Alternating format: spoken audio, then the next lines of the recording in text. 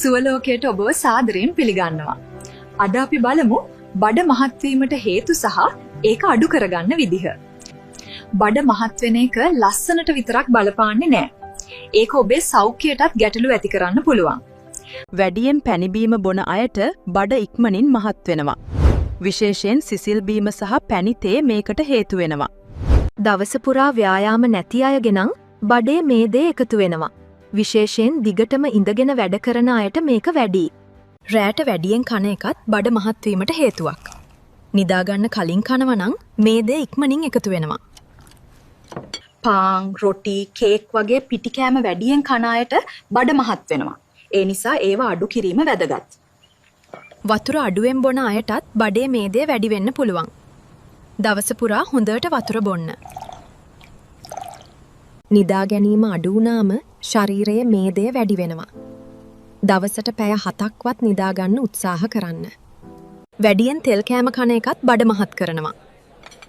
Fried rice, කුකුල් කෑම, කඩේ කෑම අඩු කරන්න.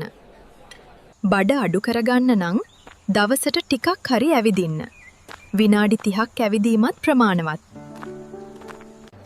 උදේ කන එක නම නවත්තන්න එපා.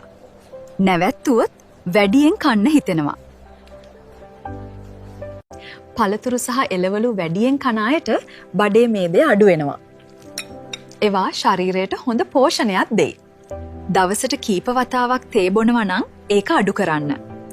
පැණි රස වැඩියෙන් කනකොට බඩ මහත් වෙනවා. බඩේ මේදේ අඩු කරන්න ව්‍යායාම එක්ක ආහාර රටාවත් වෙනස් කරන්න. ඒ දෙකම කරන්න.